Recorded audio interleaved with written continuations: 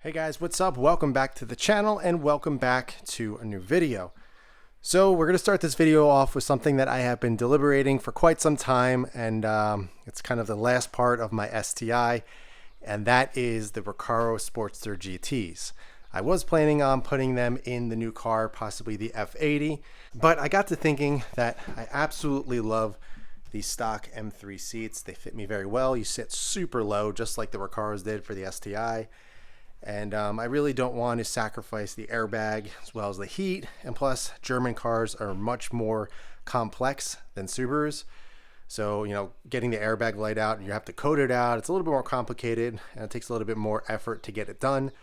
And being the fact that these seats are literally brand new, pretty much. There's no wear or tear or anything. The bolsters are perfect. I just figured it'd probably be best to sell them off, be able to use the money that I get from the seats to go into the M3 modifications. I felt like that was the best bet. Now down the line, I may possibly pick up a set of M Performance seats. They're actually based on the Recaro Sportsters, the CSs. It's the same as the GT, it's just a different style. But it's actually the same exact seat. But they're made from BMW, they come with an airbag, they come with heat. I mean, you can option these the same way, but with this car, I'm going to be going all out on it and making sure I'm doing everything properly, doing it with reputable brands. Not that Recaro isn't, but the M Performance seats are really, really nice. There's also a brand called AMX who does custom upholstery to Recaro Sportster CSs. Pretty darn expensive, but it's something I'm definitely considering down the line. So I figured the best bet is to offload these now. They already have the Subaru WRX and STI floor mounts. It's got the Recaro sliders and everything. The driver's side even has the seatbelt receptacle. I mean, these seats are absolutely beautiful. The passenger seat is literally brand new. I got this seat last May, so it's pretty much a year old. Never even sat in, as you can tell. It's literally brand new. The driver's seat I had in for about a year and a half or so, so it's a little bit more used, but it's still very, very nice. Yeah, these seats are absolutely amazing. I really, really enjoyed my time with them. Most likely, like I said, I'll pick up another set of them, hopefully by AMX or the M Performance ones.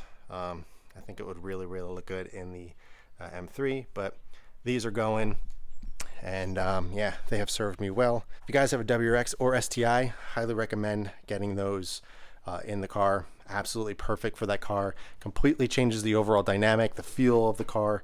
It's one of my favorite things I ever did to the STI. So also super quick before we jump into the next thing that I want to get done on the M3, I just want to say thank you so much for the incredible support of the new car. Obviously letting go of the STI was difficult in a way where I know you guys were really, really in love with that car. That is the main reason why you were following me and kind of watching my videos and everything. So getting rid of that car, I did have some anxieties, just like, oh no, what's going to happen with the channel and everything. To be completely honest, since I let the STI go, the channel has grown exponentially more than it has when I had the STI, which is crazy to me.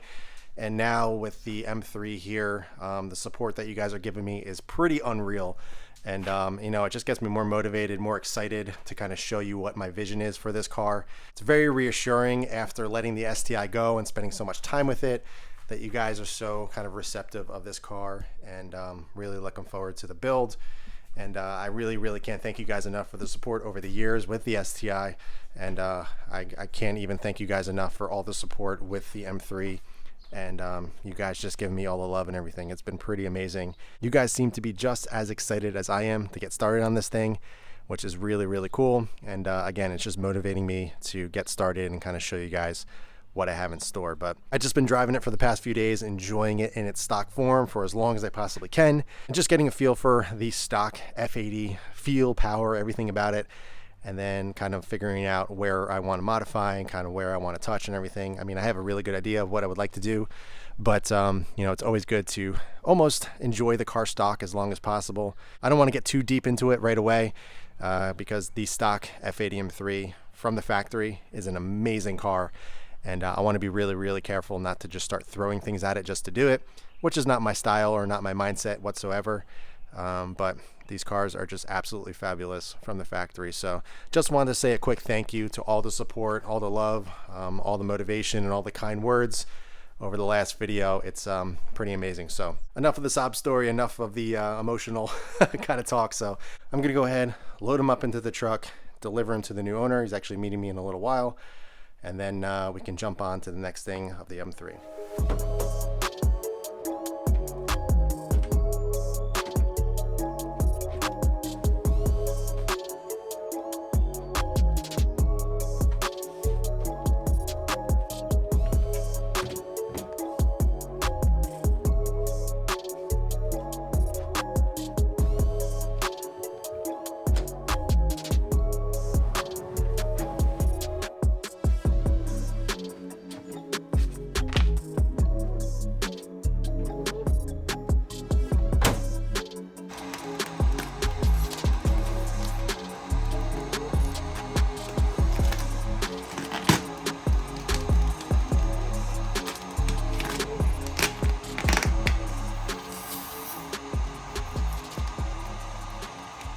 Alright guys, so I just been spending time in the garage, kind of going around the car, seeing what I like, what I don't like. And there was one little kind of dent in the back area here that I was kind of working on, which I knew about. It was very, very minor. It's actually almost 100% now. Just with some tools and some heat, I was able to kind of mold it back. It's not 100% perfect, but it's definitely way better than what it was. I'll show you a before picture so you guys can see what it was, and then kind of what it is now, and it is way better. This is something that was obviously disclosed, very, very minor, and for how clean the car is overall, just mechanically and everything else about the car, that was not a big thing. So while I was doing that, as I mentioned, you guys know that the entire front clip is PPF, hood, front bumper, the grills, the headlights, the fenders, mirrors, also the roof, also the pillars right here, the corner panel right here for rock chips and everything since the arches are so wide. Also, the rear bumper was PPF'd. The more I started looking at it, I actually pointed out in my reveal video about the creases right here. It was a pre-cut PPF, so it wasn't tucked behind the bumper or anything like that, so you can see all the edges. And the only bad thing about that over time is the edges kind of build up dirt and everything, and some of the corners of the PPF were coming up a little bit, and it started kind of showing its age. I mean, the PPF was put on at 175 miles, so it was put on right away. So this is pretty much 4 or 5 years of PPF. It still looks pretty good overall, but I decided to take it off, mainly because I'm a big paint guy, and this is a fun car, so I didn't really mind taking it off the rear. Plus, rear PPF is not really that necessary overall. The front I can understand, the roof because of the carbon and the mirrors and stuff, you know, high impact areas. The rear bumper, I don't really see a need. So what it ended up doing was peeling it all off. You can see some of it here. I'm still working on the passenger side. Sorry, there's not much room here, but if you can see, I got most of it off. It's coming off super easy. It's still pretty clear. It's not yellowing or anything, so that's good. It does look like a decent brand. I'm not sure which brand though, but it is coming off very nicely. Obviously none of the paint or anything like that is damaged underneath. It is absolutely pristine, but I am leaving the PPF on the top section of the bumper here, just for added protection in case I'm putting stuff in and out of the trunk. I'm usually very, very careful, but there is a seam right here, which you have to do with PPF.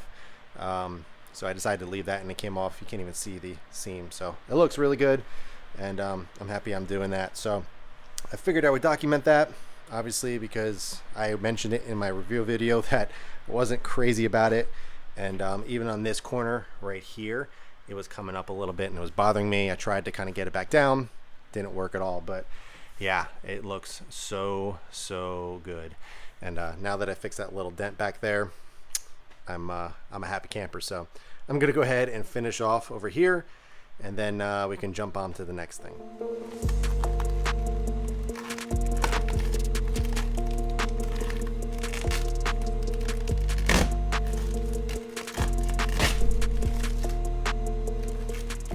Alright guys, so rear PPF is off and it looks phenomenal. As I mentioned, I left the top part here so you can kind of see a seam. I mean, obviously you would never honestly know. It's done very, very well, and the paint looks phenomenal underneath. Obviously I still have to clean it up because it's still got, as you can see, some dirt from the edges, but it comes right up. But yeah, I mean, the paint looks incredible, and now it matches, because for me PPF kind of has like a synthetic weird look when you're comparing to a non-PPF surface to a PPF surface. So it looks a little funky, and especially with the rear bumper only being done in the back, it just looked a little off to me. The front doesn't look as bad simply because it's the entire front, so it kind of all matches. And so I'll probably leave that on until it gets, you know, bad enough to actually take off. But it is in very good shape. On the fenders, it's actually wrapped around inside the fender, so it's not, you know, cut. You can't see the cut mark here. So yeah, doesn't look bad. You can see it on the mirror a little bit, but I plan on changing those to carbon anyway, so not a big deal. But yeah, I'm happy I did that. I was really kind of mulling that over for quite some time. And you know, it was one of those things, I just saw that corner kind of coming off, and I just kind of picked at it, and I was working on the rear here, and I was like, you know what, let's do it. And that took like 15-20 minutes. So everything went fine. No paint came up or anything like that. There's no hidden damage underneath. Not that PPF would honestly hide that because it's clear, but figured I would document that and show you guys because I think it looks way better. So the car does need a wash. I plan on doing that very soon. So another thing I wanted to get done, something that I always do with all of my tires and wheels on any car that I have. If you look on the sides of the tires, you can see these little nubs, tire nubs, whatever you want to call them. It's just from the mold. So when they pull them out, when they're first made, these kind of get tagged along with the tire. They always bothered me. This is something that I used to do, and then funny enough, Matt from Obsep's Garage does the exact same thing.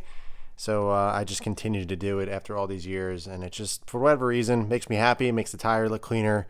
And I promise you, if you see this video and then you look at your tires, those are going to annoy you, and you're going to do the same thing. So all I'm going to do is go around with a little razor blade, just nick them off. They're really easy, and it just looks way better. So I'm going to go around the car and do that. I'll probably get a clip of doing it on the other side so you guys can see just what I'm talking about. And then once we finish, kind of get everything knocked out, we can wrap the video up.